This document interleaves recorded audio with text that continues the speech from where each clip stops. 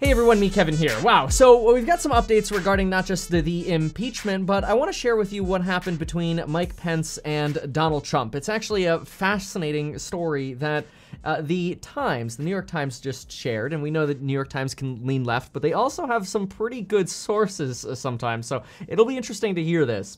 So here's what we know. First, earlier today, Donald Trump spoke at the border wall. There, Donald Trump said he had zero concern about the 25th Amendment. And this sort of implied that Pence wasn't going to invoke the 25th Amendment to remove Donald Trump. And this turned out to be true because Mike Pence sent a letter. We're going to pull that letter up really quick. Mike Pence sent this letter. And in this letter, we'll just read the salient pieces of it. He says, hey, we're saddened by the attack on the Capitol. Last week, I did not yield to pressure from Donald Trump to exert power beyond my constitutional authority to determine the outcome of the election. And I will now not yield to the efforts of the House Representatives to play political games at a time so serious in the life of our nation. Now, this is a letter telling Congress, I'm not going to invoke the 25th Amendment. Right now, they are voting on requesting or just asking Mike Pence to invoke the 25th Amendment. That is literally what they are voting on right now, what Mike Pence already sent a letter for, saying he will not do. Now, it's interesting to listen to those speeches because it's sort of a like practice or rehearsal for what we're expecting tomorrow with the debate in Congress.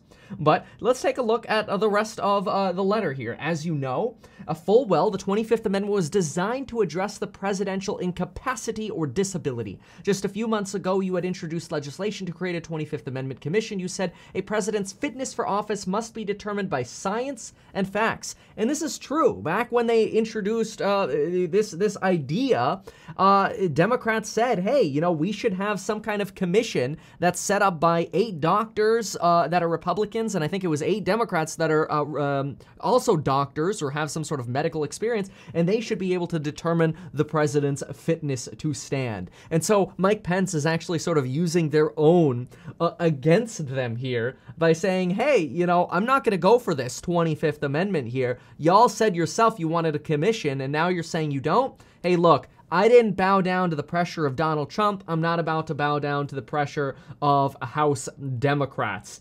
And then he sort of ends here with, I'm not going to read every single word here, but he ends with, I urge you and every member of Congress to avoid actions that would further divide and inflame the passions of the moment. Work with us to lower the temperature and unite our country as we prepare to inaugurate President-elect Joe Biden as the next president of the United States. I pledge to you that I will continue to do my work.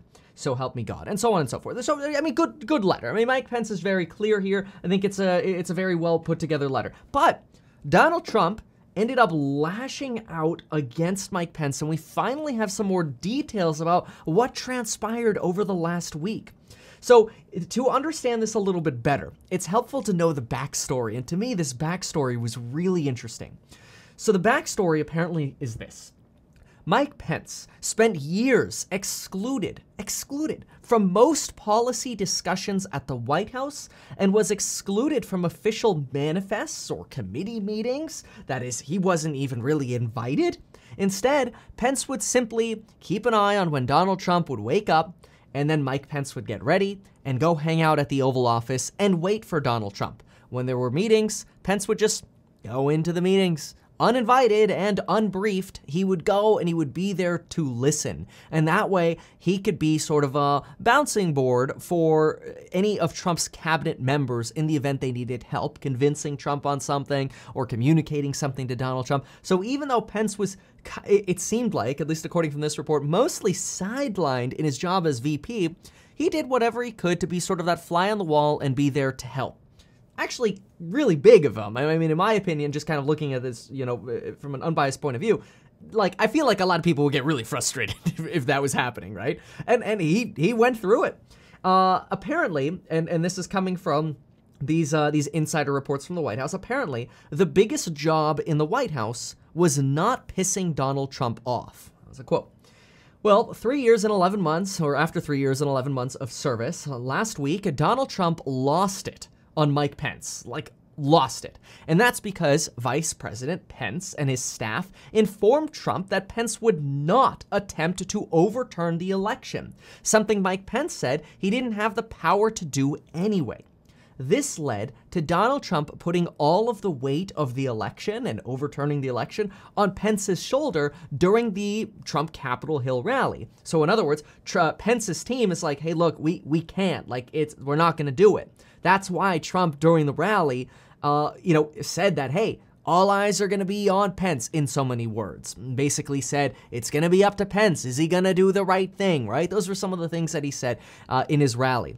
This is also what, by the way, led to chants during the Capitol raid to hang Mike Pence. That was a chant, hang Mike Pence. And at one point, we have seen pictures, gallows were constructed with a noose.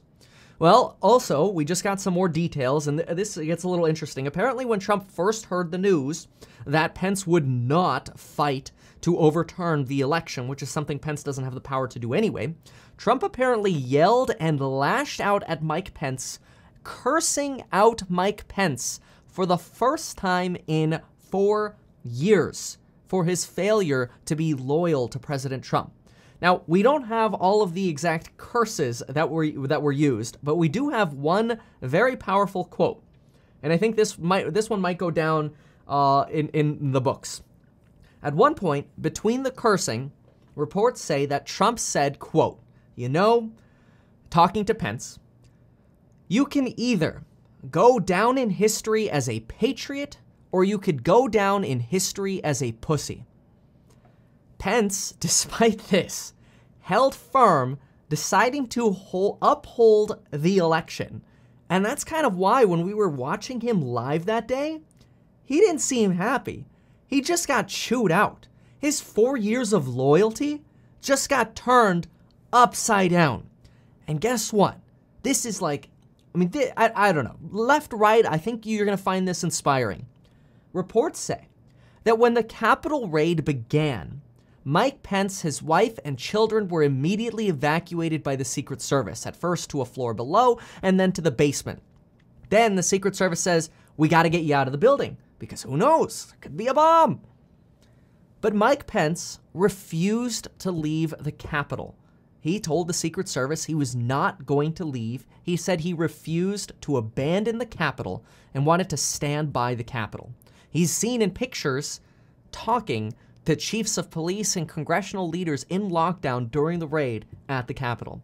One Republican went as far as saying they had never seen Pence as angry as he was on that day in their lives. Now, fast forward to today. Donald Trump faces impeachment tomorrow in the House of Representatives. It's very likely that Trump will be impeached, as we have already now 4 members of the House, House Republicans, willing to join House of Democrats to vote to impeach Trump. And the House is, after all, democratically controlled, so we pretty much expect that Donald Trump will be the first president ever to be impeached twice.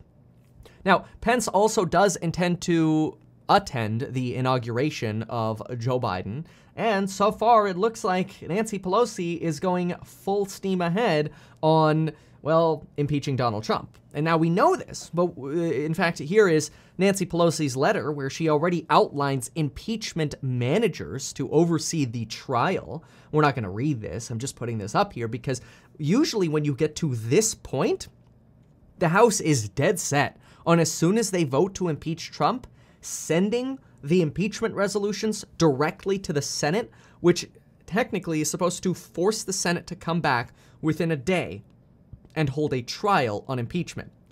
There have been rumors that the House might hold the impeachment resolutions until a future time, maybe after Biden's first 100 days, so that way this doesn't interfere with delaying stimulus or delaying cabinet nominations. But right now, everything seems to be full steam ahead with Nancy Pelosi. My guess right now, and I think these are the best guesses right now, is that tomorrow in the House, we're going to see about 10 to 20 Republicans vote for that impeachment. When it comes to the Senate, this is where things are going to get really interesting. Mitch McConnell has expressed that he believes what Trump did is an impeachable offense. I mentioned in a video earlier that the whips in both chambers, both the House and the Senate, are not whipping their caucuses. I know a lot of people find that a funny phrase. But anyway, they're not doing that, which is ordinarily a process used to get everybody on the same page. Like, hey, all Republicans are going to go no on this. Make sure you vote no, so on and so forth, as I explained in the other video. That's not happening. So Kevin McCarthy and McConnell are basically leaving the door open for Donald Trump to actually get convicted in the Senate. That's going to be very possible.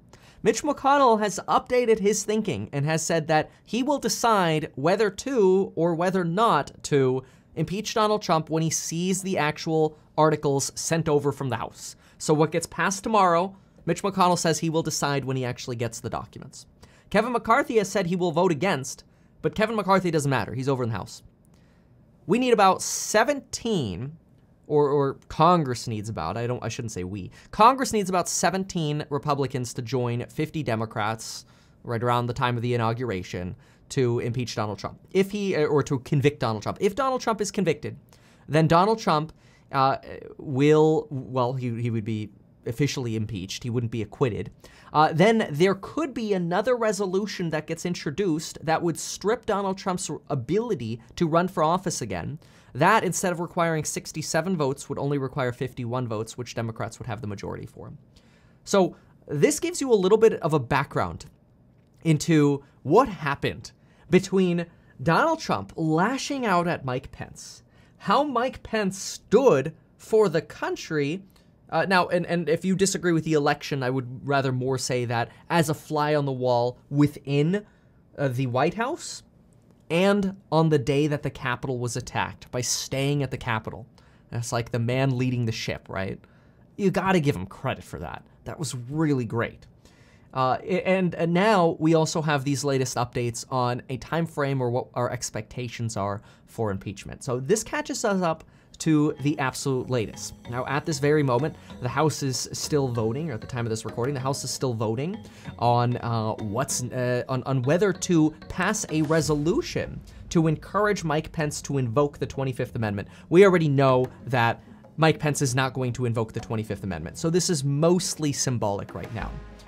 So there we have kind of the update on Trump lashing out and the impeachment update. So thanks for watching that impeachment update.